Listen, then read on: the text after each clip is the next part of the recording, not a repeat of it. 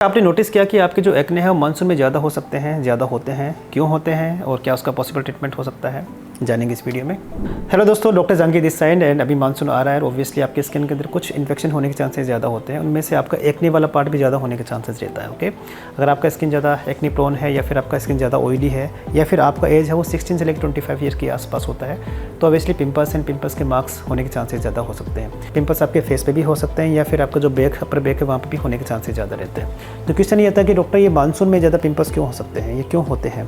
देखिए, इसके मेनली दो रीज़न होते हैं। पहली बात है कि आपके स्किन के अंदर क्या होता है कि एक बैरियर मैकेनिज्म होता है, वो डिस्टर्ब हो जाता है आपके स्किन के अंदर। ओके, उससे क्या होता है कि आपके स्किन के अंदर जो बैक्टीरिया है और ग्रोथ हो सकती है और उसकी वजह से फिर आपका पिंपल्स होने के चांसेस ज़्यादा होता है। देखिए, ये कंडीशन उन लोगों में ज़्यादा होगा जिनका ऑलरेडी पिंपल प्रोन स्किन है।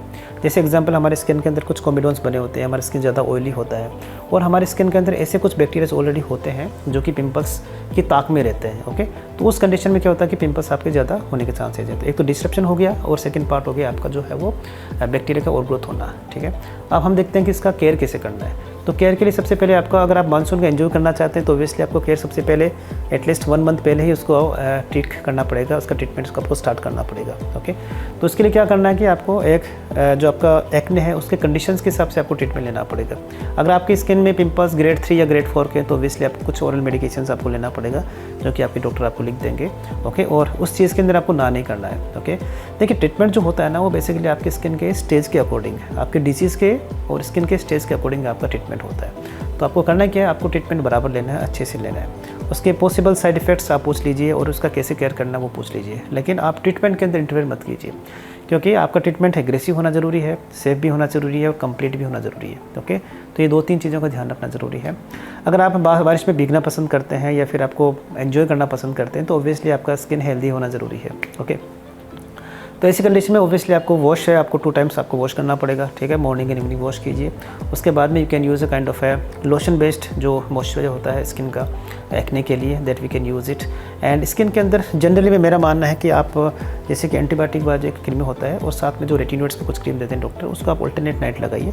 हालांकि ये पार्ट डॉक्टर आपको डिसाइड करेंगे, बट ज़्यादा आपको रेटिनॉइड्स वगैरह ज़्यादा यूज़ नहीं करना क्योंकि स्किन को वो ड्राई करते हैं, रफ करते हैं। ओके, तो अगर आपके स्किन रेशेज हो रहे हैं और मानसून में वो रेशेज होने के चांसेस ज़्यादा होते हैं तो ऑब्वियसली तो just more focus on the care part rather than the medicine part. Okay, हाँ, अगर आप ओरल मेडिसिन लेते हैं तो आपका स्किन कह सकते हैं कि स्किन के ऊपर ज़्यादा रेशेज होने के चांसेज कम होते हैं when compare to the any kind of medicine जो कि ज़्यादा रफ करने वाली, ड्राई करने वाली है और हम स्किन के ऊपर लगा रहे हैं। राइट, और डाइट भी ध्यान रखना पड़ेगा।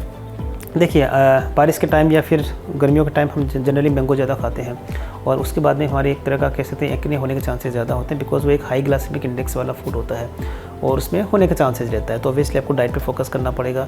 थोड़ा बहुत वर्कआउट ऐड कर सकते हैं, that will be good for you, ताकि हमारे मेडिसिन का पार्ट कुछ कम हो जाए और साथ साथ में केयर का पार्ट हम ज़्यादा बढ़ाएंगे तो ऑब्वियसली मैं कह सकता हूँ कि दवाई वाला जो ओरल मेडिसिन है उसको भी हम कम कर सकते हैं। तो इस तरह से मानसून में हम एक्ने या फिर पिंपल्स वाले पार्ट को कम कर सकते हैं। तो अपना स्किन का केयर कीजिए, पिंपल्स को नहीं होने दीजिए और साथ साथ में अपने मानसून है इस मौसम को अच्छे से एंजॉय कीजिए। Thank you so much for watching this video.